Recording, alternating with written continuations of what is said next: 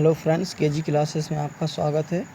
आज हम आपको landscape of the soul by Nathalie Trovero के बारे में बताएंगे। A wonderful old tale is told about the painter Wu Daozi who lived in the 18th century. His last painting was a landscape commissioned by the Tang Emperor Xianzong to decorate a palace wall. The master had hidden his work behind a screen, so only the emperor would see it for a long while. The emperor admired the wonderful scene, discovering forest, high mountains, waterfalls, clouds floating in an immense sky, men on hilly paths, birds in flight. Look, sire, said the painter. In this cave at the foot of the mountain dwells a spirit. The painter clapped his hands and the entrance to the cave opened. The inside is splendid beyond anything words can convey. Please let me show your majesty the way. The painter entered the cave, but the entrance closed behind him, and before the astonished emperor could move or utter a word, the painting had vanished from the wall. Not a trace of Bu Daoji Bruce was left, and the artist was never seen again in this world. Landscape means a piece of land scenery. भूदृश्य. Commission means authorized, अधिकृत किया. Immense means very much, अत्यधिक. Splendid means candid, स्पष्टवादी. Vanished means disappeared, गायब हो गई. 8वीं सदी के एक चित्रकार बो दाऊजी के बारे में एक अद्भुत कहानी कही जाती है। उनका अंतिम चित्र एक प्राकृतिक दृश्य था जिसे बनाने का आदेश तांग सम्राट जुआजोंग द्वारा अपनी महल की एक दीवार को सजाने के लिए दिया गया था। मास्टर चित्रकार ने अपनी कलाकृति पर्दे के पीछे छुपी रखी थी, जिसे मात्र सम्राट ही देख सकता था। सम्राट बहुत लंबे समय तक अद्भुत दृश्य की प्रशंसा करता रहा, जिसमें जंगलों को तलाश करता, ऊंचे पहाड़ों, जलप्रपात, अनंत आसमान में घुमड़ते बादल, पहाड़ी मार्गों में लोगों को उड़ान भरते पक्षियों को तलाशता रहा। देखिए हुजूर, चित्रकार बोला, पर्वत की तलहटी की इस गुफा में एक आत्मा रहती है। चित्रकार ने तालियां बजाईं तथा गुफा का प्रवेश द्वार खुल गया। अंदर बहुत शानदार है, जो शब्दों में व्यक्त नहीं किया जा सकता। हुजूर, मुझे रास्ता दिखाने दो। चित्रकार गुफा में प्रवेश कर गया तथा प्रवेश द्वारा पीछे बंद हो गया। इससे पूर्व की अचंभित सम्राट कुछ कहता या चलता। पेंटिंग दीवार से गायब हो गई। बो दाऊजी के ब्रुश का कोई निशान शेष न रहा और वह कलाकार इस दुनिया में फिर दिखाई नहीं दिया। Such stories played an important part in China's classical education. The books of Confucius and Zhuangzi are full of them. They help the master to guide his disciple in the right direction. Beyond the anecdote, they are deeply revealing of the spirit in which art was considered.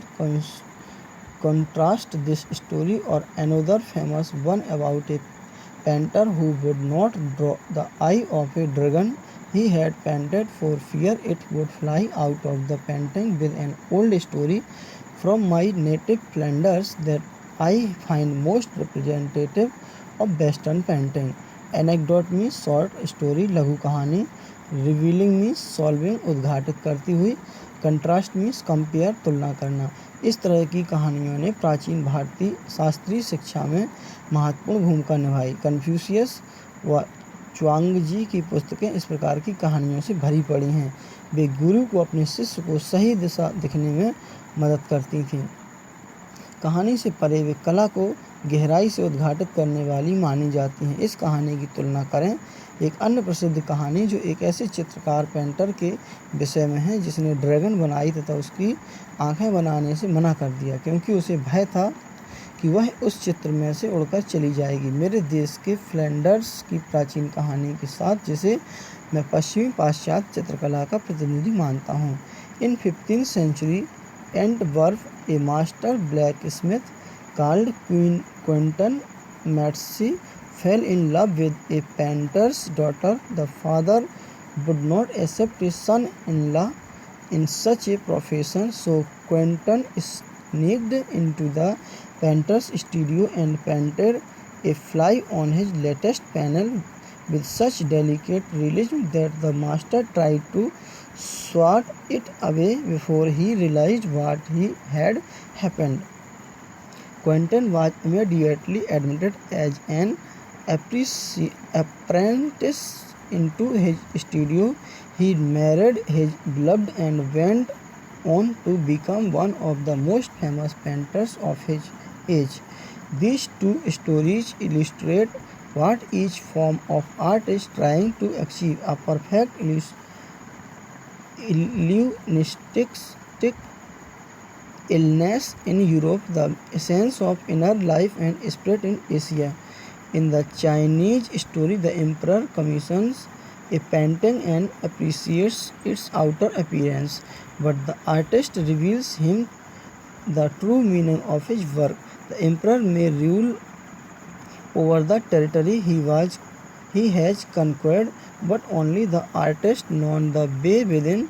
Let me show the way, the Tao, a word that means both the path or the method and the mysterious works of the universe.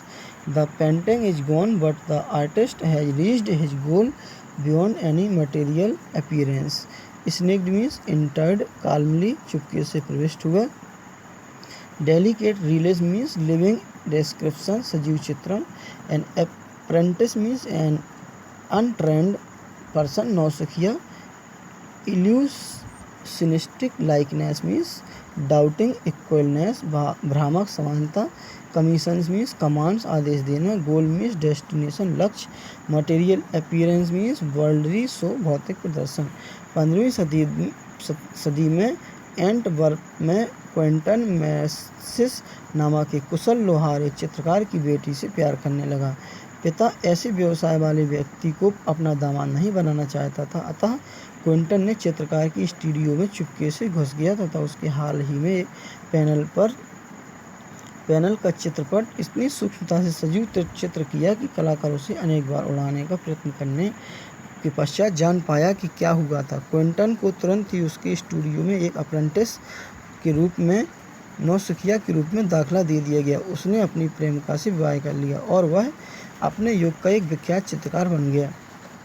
ये दोनों कहानियाँ चित्रित कर रही हैं कि प्रत्येक कला क्या हासिल करने का प्रयास कर रही है. यूरोप में भ्रामक समानता तथा एशिया में अंतः जीवन तथा आत्मा का सार. चीनी कहानी में सम्राट एक पेंटिंग करने का आदेश देता है तथा उसके ब्राह रूप की सराहना करता है, परंतु चित्रकार अपनी कला का सही अर्थ प्रकट करता है. सम्राट उस क्षेत्र पर राज्य कर सकता है जिसे वह जीत चुका था, परंतु भीतरी रास्ता जिसे मात्र कलाकार ही जानता था, मुझे रास्ता दिखाने दो. दाओ के शब्द के दो अर्थ हैं, रास्ता या दंग या तथा ब्रह्मांड की रहस्यमयी कृतियाँ भी. पेंटिंग गायब हो गई, परंतु चित्रकार अपने लक्ष्य तक पहुँच गया जो भौतिक दिखावे से परे है. Thanks, best of luck.